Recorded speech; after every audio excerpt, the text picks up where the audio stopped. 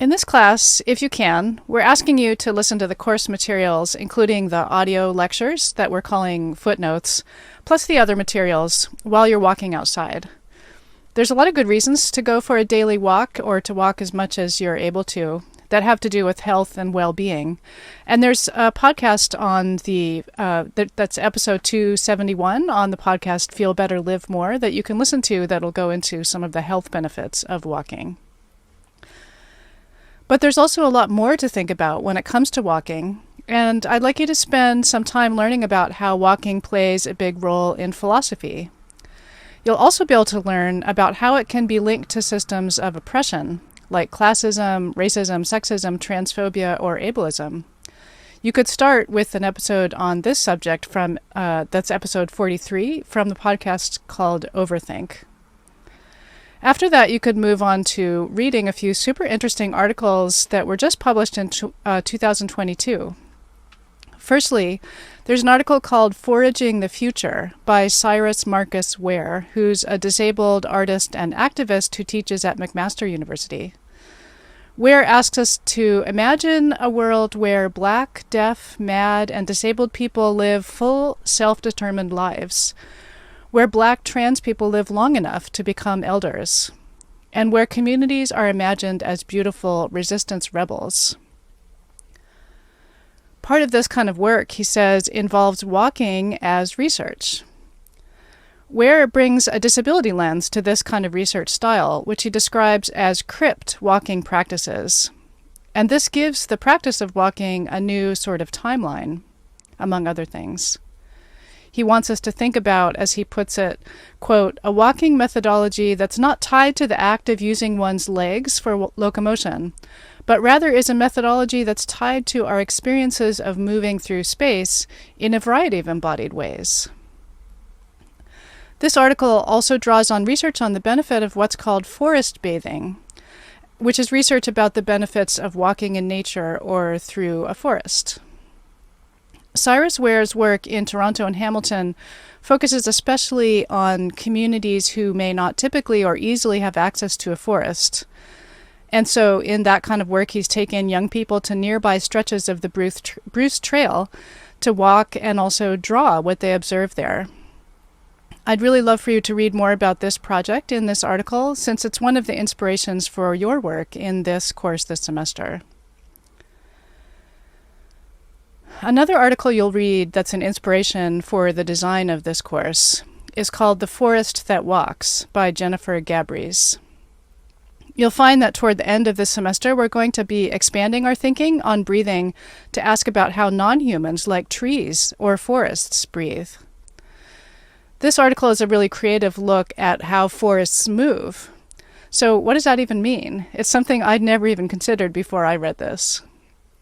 This article has a really good overview, first of all, of the different ways we can think about walking as humans do it, so you definitely should read that part carefully.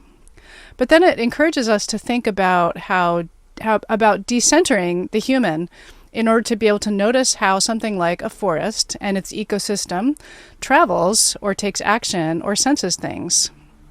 To decenter the human means to think about how other beings, or like other animals maybe, or even insects or even bacteria, or how even other objects, non-living objects, might do things that we think of as only human, like traveling or having agency or even thinking or being conscious.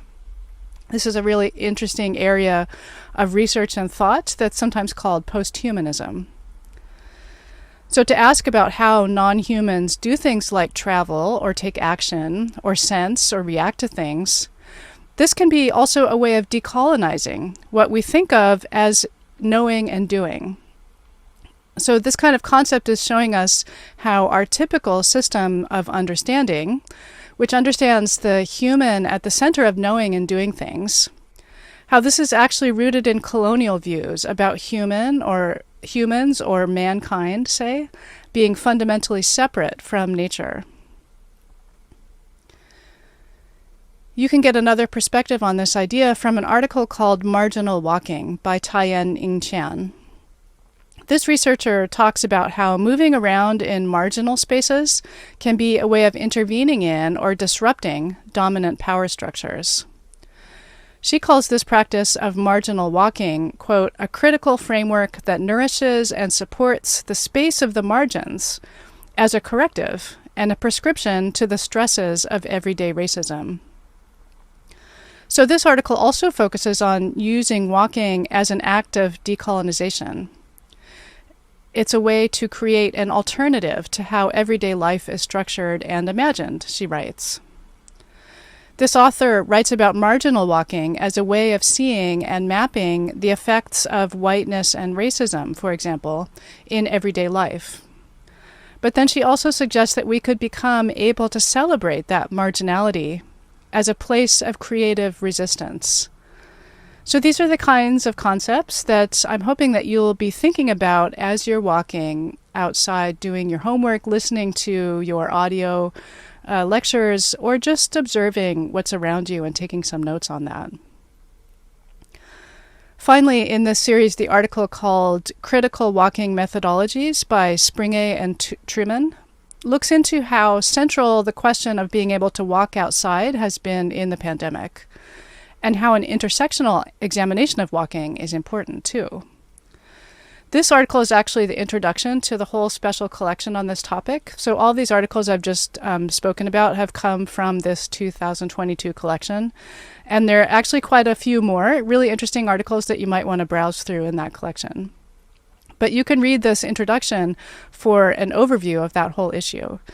It really takes on this very important issue of why and how we can think critically about the different ways that people move through space, or that non-humans move through space too.